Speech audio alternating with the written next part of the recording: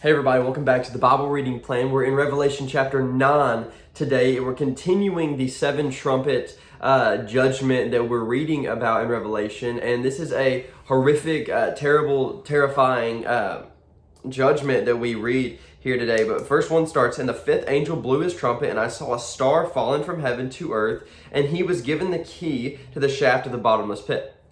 Is that a star? Is that the stars we know, the balls of gas? No, that is Satan. Satan is the star that fell from heaven. We see that in Luke 10.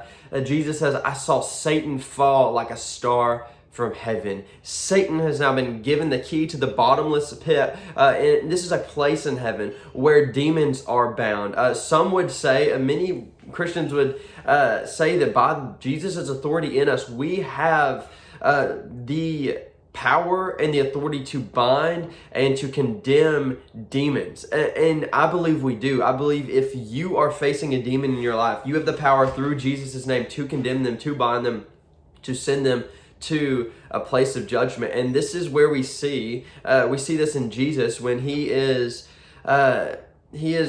approaching a man with a demon, and he tells the demons to get out. And he says, they say, we're a legion of demons. And he says, well, get out of them. And they say, don't send us to the abyss. Don't send us to this bottomless pit. Don't send us to this place of torment in hell. And he says, instead, cast us to the pigs. And for whatever reason, Jesus cast them to the pigs to show people probably the real nature of demonic activity, and to show us this nature as well. But these demons didn't want to go to the bottomless pit. But we see Satan is given, because Satan can only do what God lets him do. He's given the bottomless pit key, and he releases the demons that have been stored up there. And the Bible tells us that they come like locusts on the earth with tails of scorpions, and they end up but in verse 4 it says, they were told not to harm the grass of the earth or any green or any tree, but only the people who do not have the seal of God on their foreheads. You see, we are being protected. I believe all Christians will be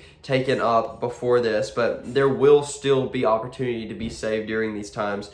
And it says they were allowed to torment them for 5 months, but not to kill them. And their torment was like the torment of a scorpion when it stings someone. And in those days, people will seek death, but won't find it. They will long to die, but the death will flee from them. So they just will not, could not die, but they want to die. Maybe they don't have the bravery to die, but they want to. They long for it because the life on earth is so bad. This is a terrible image. But in verse 10 it says, they'll have tails and sting like scorpions. Their power to hurt people for 5 months is in their tails. They have as king over them the angel of the bottomless pit. So the guy, the head honcho of this place of torment, his name is Abaddon, and he is the fallen angel. He says angel, he's the fallen angel. He's the demon over this place. But yeah, and it says they were released to kill a third of mankind, but still the rest of mankind did not repent because they still worship their idols of gold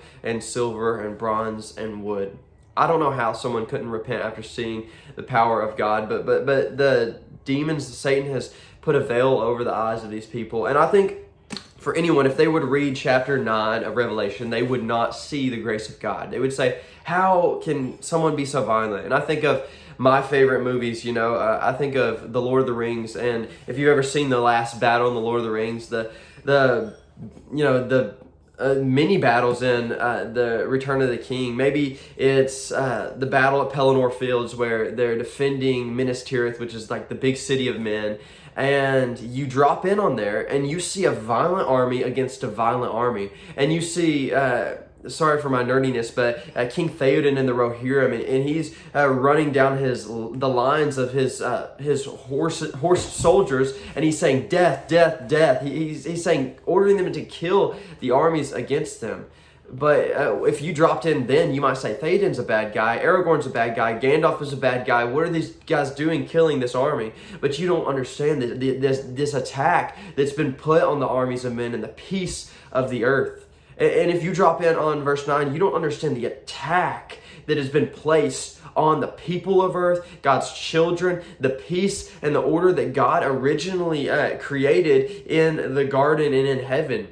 And Satan began an attack. And we jump in the story when Satan begins his attack on men. When Satan comes into the form of a serpent and tempts Adam and Eve, and he attacks them, and he instills evil into their heart. And now there's this giant cosmos battle in the spiritual and the physical for the heart of man and for authority on earth. And God, he is releasing them in chapter 9, and he's releasing them to finally sentence them to eternal destruction. You know, Satan and his demons, we're climaxing. The battle is climaxing, and we're in this rising action of this story right now in history in 2025. You know, the midpoint of Jesus coming and dying and rising and giving us victory. Now we're rising higher and higher and higher, and the tension is growing. We see all these conflicts in the world. The tension is growing in this bitterness and this evil in the world until it reaches its climax, where everything, all hell breaks loose on the earth, literally. The demons are fighting, the demons are released, and God brings his final judgment. I can't wait to get to it. He brings his final judgment through Jesus, the most powerful being in all of the universe, and he brings judgment and finally stops this. Guys, you're in the rising action of this story. So like I encouraged you yesterday, I would ask you to go and to get those people out of the fire, the loved ones, the people you know who need Jesus and don't have it. Don't let them be left when all hell breaks loose on earth. Let them be taken up with Jesus. Let them be counted as one with the faithful, the ones who will not see this tribulation.